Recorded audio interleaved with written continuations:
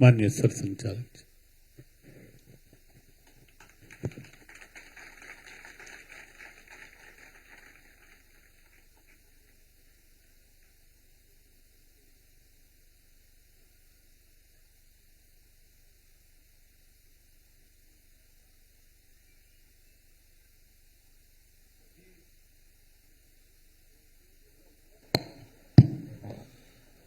सभी परम श्रद्धेय संत चरण, सबके नाम लूंगा तो समय ज्यादा लगेगा, इसलिए सबका एकत्रित संबोधन कर रहा हूं। उपस्थित नागरिक सज्जन, माता भगिनी, वैसे तो मुझे पता था कि यहां एक भाषण मुझे करना है, परंतु यहां आने के बाद बोलने की इच्छा समाप्त हो गई। जिस वातावरण का मैंने यहां अनुभव किया, उसमें मौन रहना ही ऐसा लग रहा था कि अब कोई शब्द न सुने, शब्द न बोले और यहां रहे बस।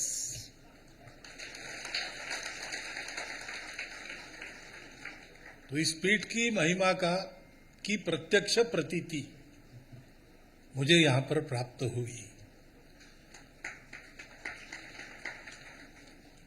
दूसरी एक प्रतीति वो आप सबको है, मुझे भी है और सदा आती है।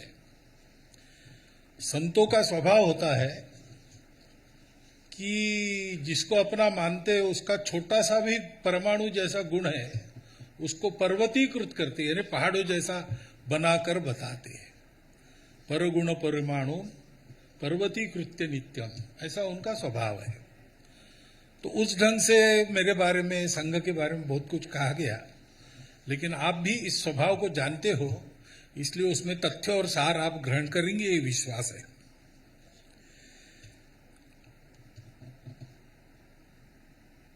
अपना प्रजातंत्र है तो अच्छे लोग आने चाहिए। मैं अच्छे लोग कहता हूं तो किसी पार्टी या व्यक्ति का निर्देश नहीं करता हूं। जो अच्छा है वो, क्योंकि जो अच्छा है वो अच्छा ही करेगा। लेकिन अच्छा आदमी वहां आए, इसलिए प्रजातंत्र की जो पद्धति है उसमें लोगों को अच्छा होना होता है,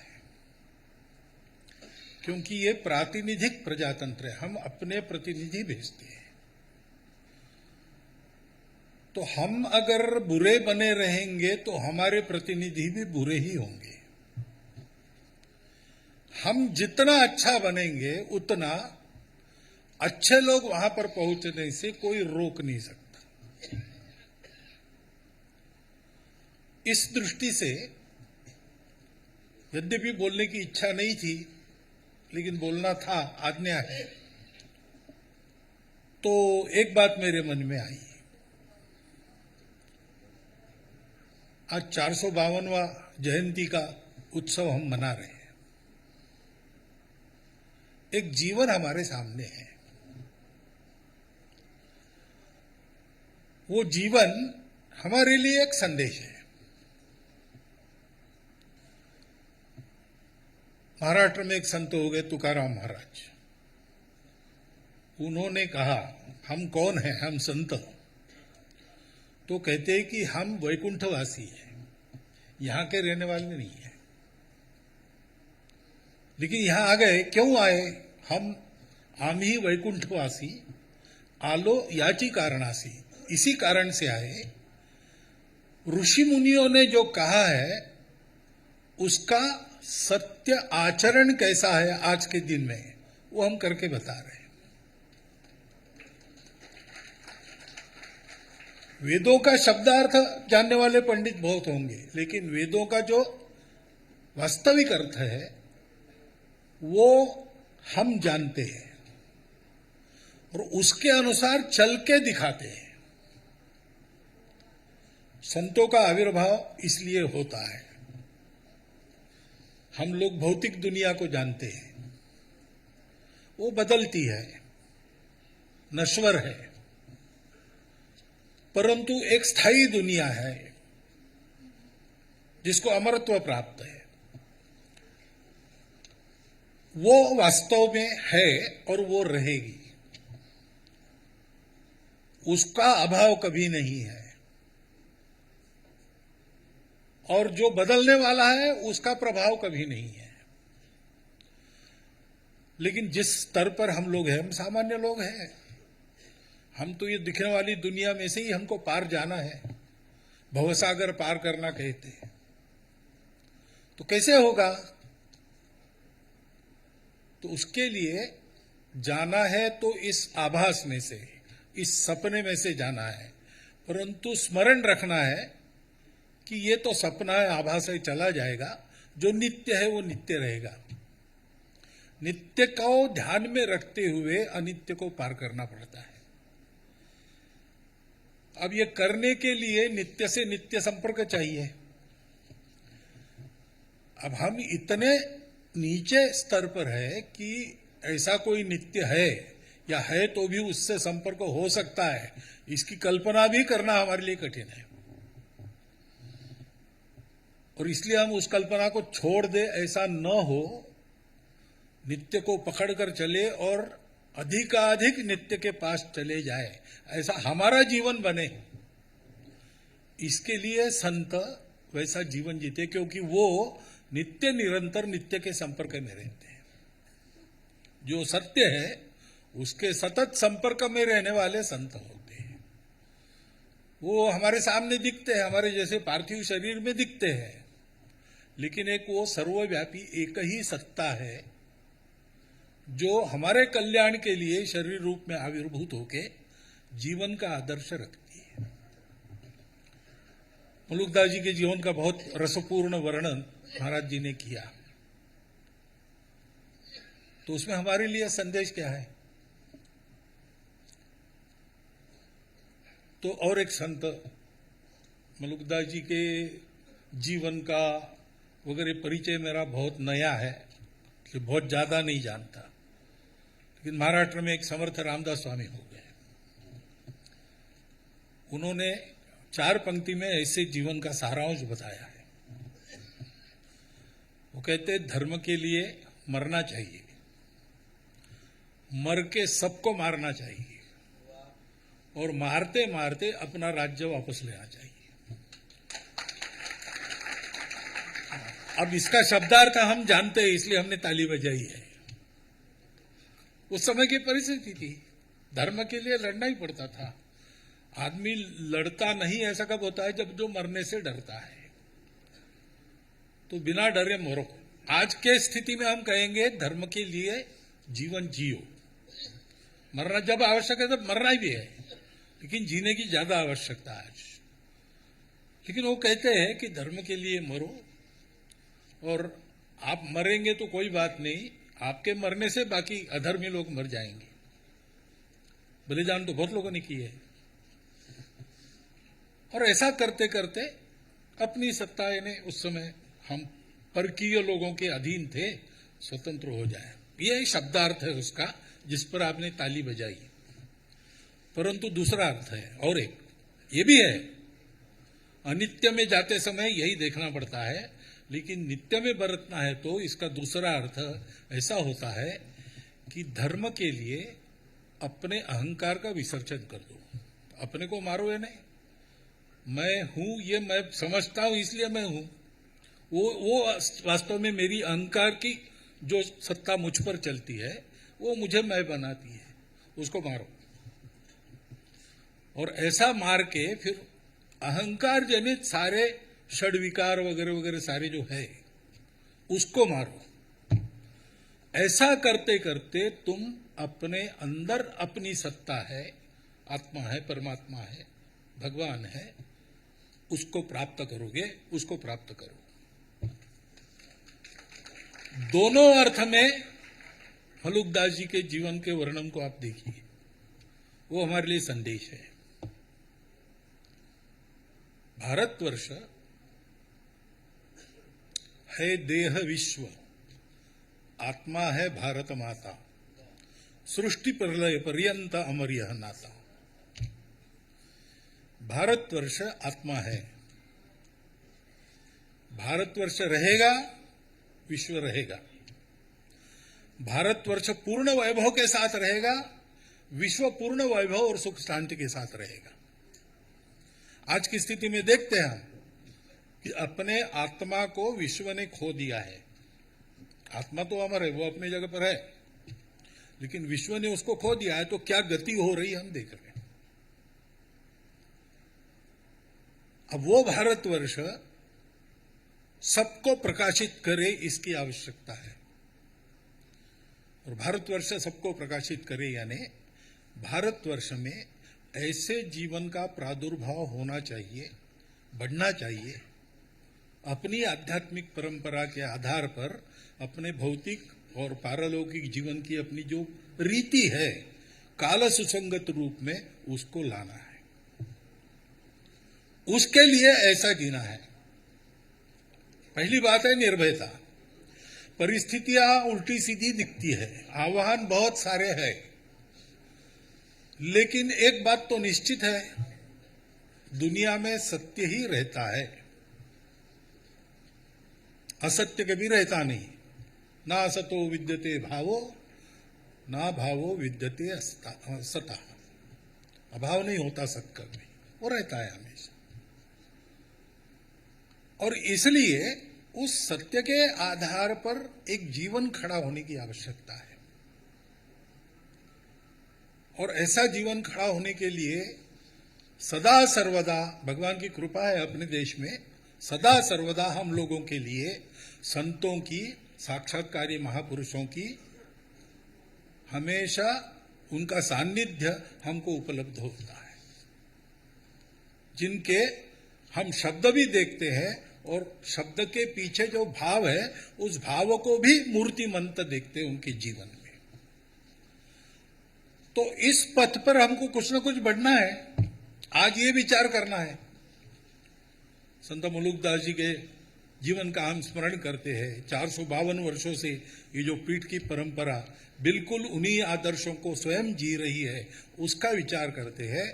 वो करते हुए अपने जीवन में ये सारा आना चाहिए। करुणा की बात कही गई ना, धर्म के 4 पैर है, सत्य, करुणा, शुचिता, तपस। सत्य तो है, वो कभी जाएगा नहीं। कलयुग में उसी एक पर टिका है, सब ऐसा कहते हैं। लेकिन करुणा चाहिए। बिना करुणा के धर्म नहीं हो सकता। धर्म का उद्भव ही यहां से है कि सृष्टि है, उसको चलनी चाहिए। चलनी चाहिए इसलिए सबने मिलकर रहना चाहिए। जोड़ने वाला, उन्नत करने वाला धर्म सत्य है। करुणा चाहिए, और वो करुणा मन में तब आती है जब जीवन शुचितापूर्ण है, अहंकार से मुक्त है। तो सहज ही हम मैं मेरा के जगह मैं नहीं तुम ही में चले जाते हैं, और फिर सबका दुख अपना दुख बनता है। जितनी भी अपनी शक्ति है उसके साथ दुख का हरण में हम लग जाते हैं। मैं कितना कर सकूंगा ये विचार करने का कारण नहीं, जितना भी करेंगे उतना अच्छा ही होगा।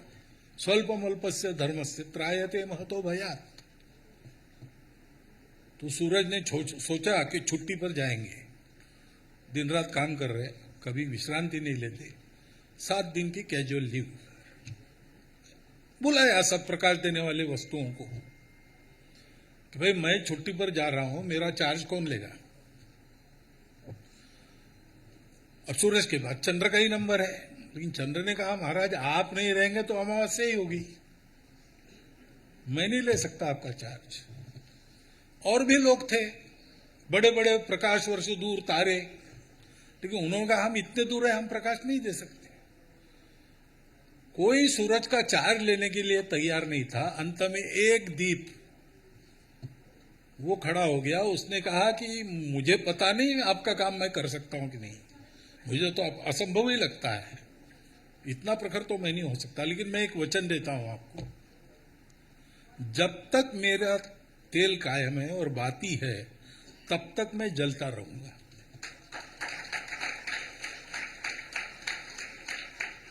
तो भारतवर्ष में 142 करोड़ लोग संतत्व को प्राप्त होंगे, ये संभव नहीं है।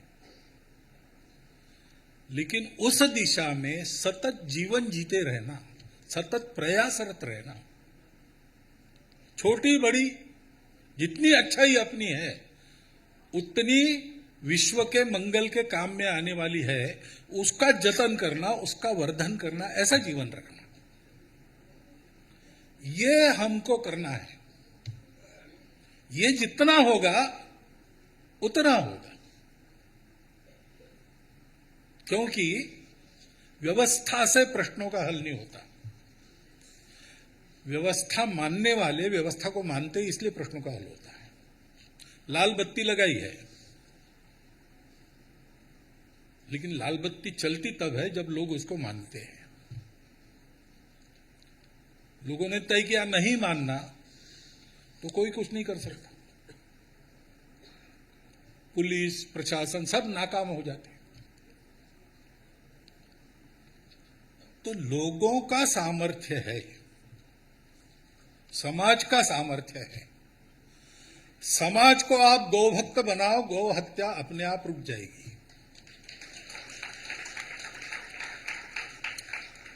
अभी जो बैठे हैं सत्ता में, उनके मन में तो है करना, ये मैं बताता हूं आपको, व्यक्तिगत मालूम है मुझे, वो उनको करना है, लेकिन वो करने में 10 प्रकार की बातें आती है। तो उनको एक साहसी कदम उठाना है, तो उसके पहले समाज में ये बात रहनी चाहिए। तो भाई हम गाय रखेंगे, अब शहरों में रख नहीं सकते, जगह नहीं रहती वगैरह वगैरह, कई गौशाला रहेगी, हम उसकी मदद करेंगे। कर रहे लोग, ये बात बढ़ रही है। वो जन जागृति हमको अच्छी तरह करनी पड़ेगी। बाकी सब अपने आप होना है, अपने आप ही होना है। जन भावना खड़ी हो गई तो व्यवस्था को मानना ही पड़ता है। 2014 से 19 में राम मंदिर नहीं हुआ, 2019 के बाद हुआ। क्यों हुआ? जो सुप्रीम कोर्ट कहता था कि हमारे पास और बहुत महत्वपूर्ण विषय है, उसने पूरा एक मत से एक निर्णय दे दिया। क्यों दिया? तो मंदिर के लिए जो भावना सारे देश में दिखी, उसका वो परिणाम है। ऐसे ही गाय के बारे में भी ये भावना दिखनी चाहिए। आप भी उसमें प्रयास कर रहे हैं, हम लोग भी प्रयास कर रहे हैं। 1952 से हम इस प्रश्न से जुड़े हैं। पहला 2 करोड़ लोगों का निवेदन उस समय संघ के स्वयंसेवकों ने घर घर जाके जमा करके राष्ट्रपति के पास भेजा था। तब से इस विषय में प्रत्यक्ष हम लोग है। हमारा अनुभव यही है कि जितनी जागृति लोगों की करेंगे, उसी के कारण कई कार्यक्रम हमने ऐसे लिए कि गाय माता है, इस श्रद्धा को भी जगाना, और आज के तथाकथित विज्ञान युग में विज्ञान के भरोसे भी अपनी देशी गाय यहाँ कैसे अच्छी है, पूरी दुनिया के लिए कैसी अच्छी है, उसके दूध के क्या गुण है, पंचगव्य के क्या गुण है, खेती में कैसा फायदा, ये सारा सिखाकर उसका ट्रेनिंग देकर लोगों को तैयार करना, ये बढ़ाएंगे और बढ़ाएंगे। तो वो दिन दूर नहीं जब सारे भारतवर्ष की ये इच्छा बन जाएगी और तत्क्षण वो पूर्ण होगी। लेकिन हमको उस दिशा में काम करना पड़ेगा, क्योंकि समाज जैसा बनेगा वैसा देश बनेगा। और समाज को कैसे बनना चाहिए, उसके लिए हमारे पास संतों की परंपरा उपलब्ध है, उसमें हमारे जीवनादर्शों को व्यक्त करने वाले सारे चरित्र है। हम जितना कर सकते उतना उनका अनुकरण करने का प्रयास करें। चमत्कार करना नहीं है, वो तो हो जाते हैं, संत करते नहीं है, लेकिन उनको हो जाते, वो शक्ति ऐसी रहती है। उस शक्ति की ओर बढ़ने के लिए जैसा जीवन चाहिए वो करना। अभी संघ के शताब्दी वर्ष में हम पंच परिवर्तन की बात कर रहे हैं, वो एकदम पहला कदम है। उसमें सेवा है, उसमें समरसता है, उसमें नियमित जीवन है, उसमें परंपरा के संस्कार है, उसमें स्व का बोध है। ये पहला कदम है इस दिशा में बढ़ने का। धीरे धीरे बढ़ते जाएंगे, वैसे अपने आप अगली अवस्था के लिए मार्गदर्शन हमको प्राप्त होगा। हम लायक बनेंगे तो हमारे लिए रास्ता अपने आप खुलेगा। इस प्रयास को जितना हम बढ़ाएंगे उतना ये सारी बातें और ठीक हो जाएगी। फिर संतों को कभी तकलीफ नहीं होगी जैसे शाहजहां के शासन में हो रही थी। ये सब नहीं होगा, लेकिन उसके लिए हमको तैयार होना पड़ेगा। हमारे